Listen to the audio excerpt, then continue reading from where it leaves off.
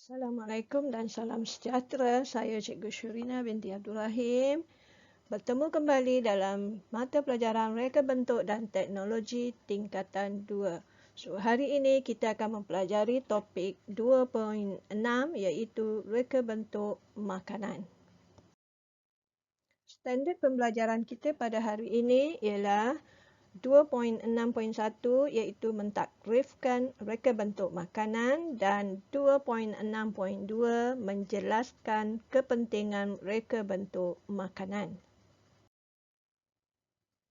Standard prestasi yang perlu dicapai dalam sesi pembelajaran kita pada kali ini ialah TP1 iaitu anda boleh menyatakan maksud dan kepentingan reka bentuk makanan.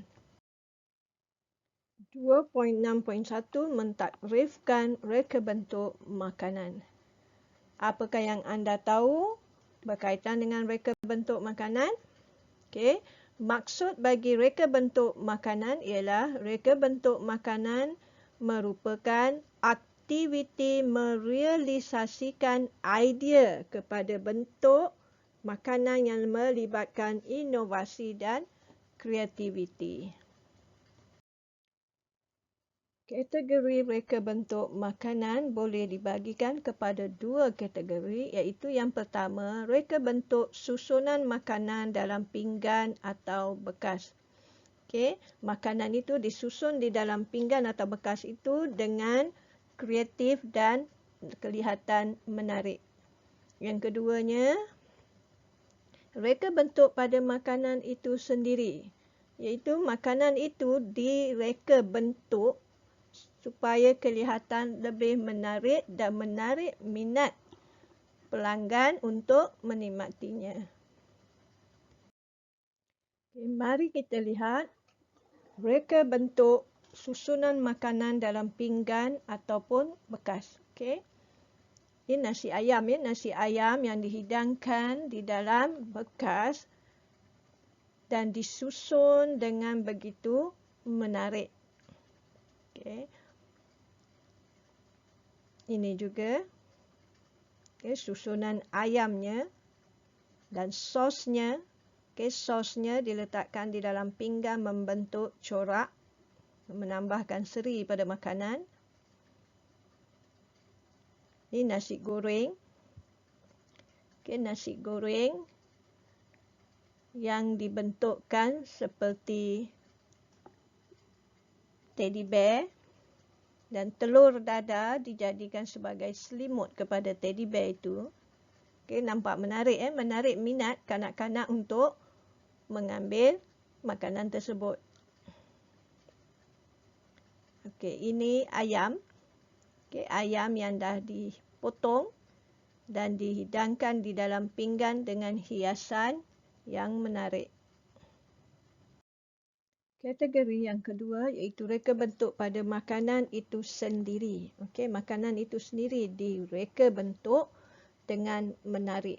Yang pertama kita tengok contoh yang pertama iaitu telur rebus. Telur rebus direka bentuk seperti snowman. Menarik minat kita lihat pun sudah menarik. Buah orange direka bentuk untuk kelihatan lebih menarik. Yang ini iaitu buah-buahan yang telah dipotongkan. Ini kiwi dan anggur. Direka bentuk menjadi seperti kura-kura. Seterusnya, standard pembelajaran 2.6.2 iaitu menjelaskan kepentingan reka bentuk makanan. Ada 6 kepentingan reka bentuk makanan iaitu yang pertama, memberi faedah dan kebebasan memilih kepada pengguna, menzahirkan nilai estetika, melindungi etika sosial, memberi faedah kepada pengusaha, menyumbang kepada pembangunan sains dan teknologi moden, serta menyokong mempelbagaikan etika budaya. Mari kita lihat kepentingan yang pertama, iaitu memberi faedah dan kebebasan memilih kepada pengguna. Perubahan citarasa pengguna turut menyumbang kepada penghasilan pelbagai reka bentuk makanan. Perubahan gaya hidup dan pendapatan pengguna menyebabkan reka bentuk makanan mengalami pelbagai evolusi kreatif mengikut aliran, trend dan masa kini. Lihat, ini adalah kuih ketayap yang biasa, yang tradisional.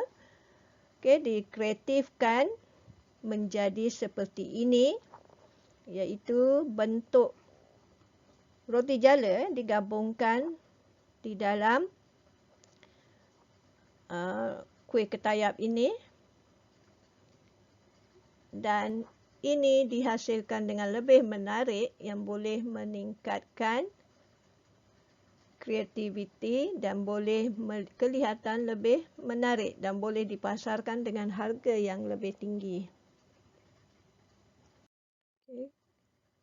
Kepentingan yang kedua iaitu menzahirkan nilai estetika. Reka bentuk makanan yang menarik boleh menzahirkan nilai-nilai estetika yang memberikan nilai tambah kepada sesuatu produk dan berpotensi tinggi untuk dipasarkan. Nilai tambah menjadikan sesuatu produk itu berpotensi dan berkualiti tinggi.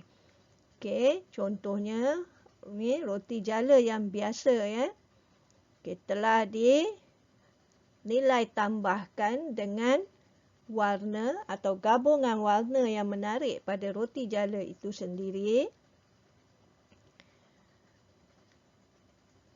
Dan ditambah nilai rupa bentuk roti jala itu kepada bentuk yang lebih menarik.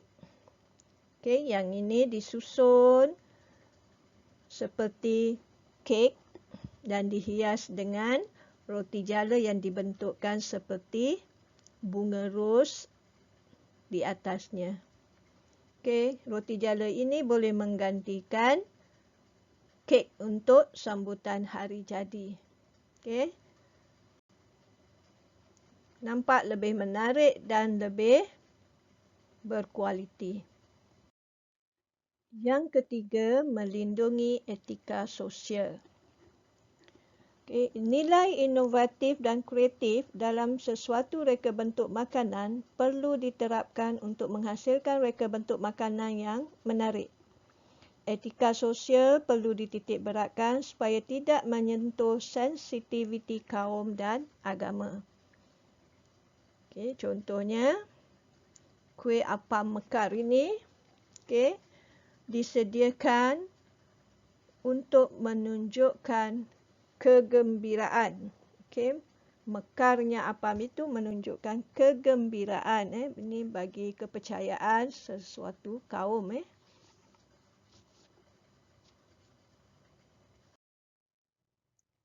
Yang keempat, memberi faedah kepada pengusaha. Inovasi reka bentuk makanan membuka peluang perniagaan kepada pengusaha. Keperluan dan kehendak pengguna yang sentiasa berubah secara tidak langsung mewujudkan peluang perniagaan baharu kepada pengusaha-pengusaha makanan. Contoh pada gambar.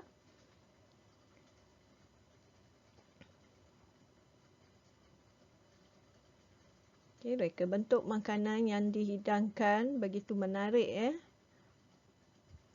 Dan foto-foto yang diambil boleh dijadikan sebagai iklan kepada pengguna untuk menarik minat pengguna untuk membeli makanan tersebut.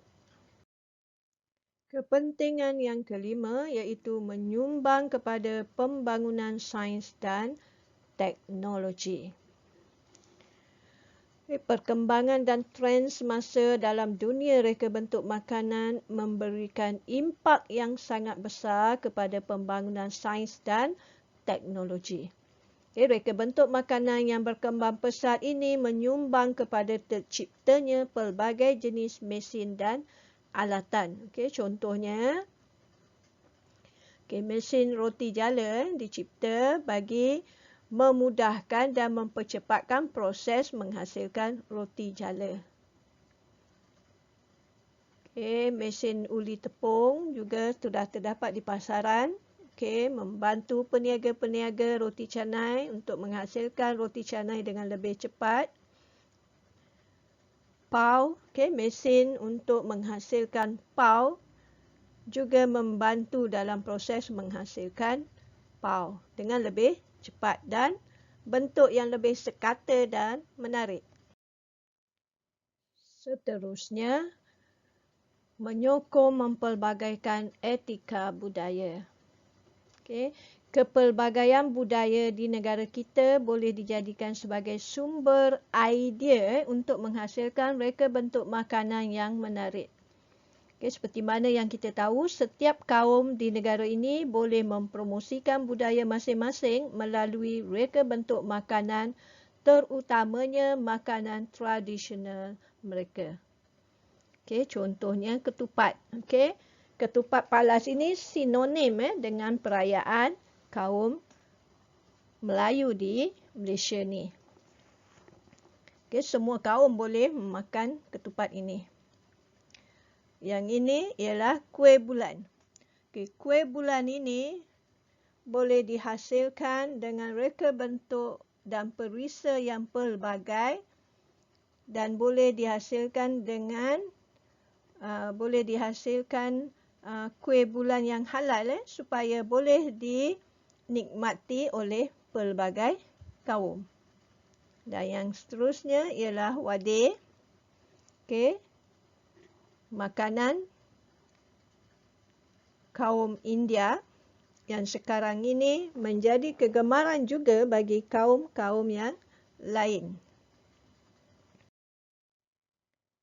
Standard prestasi pada pembelajaran kita pada hari ini ialah TP1, iaitu anda boleh menyatakan maksud dan kepentingan reka bentuk makanan.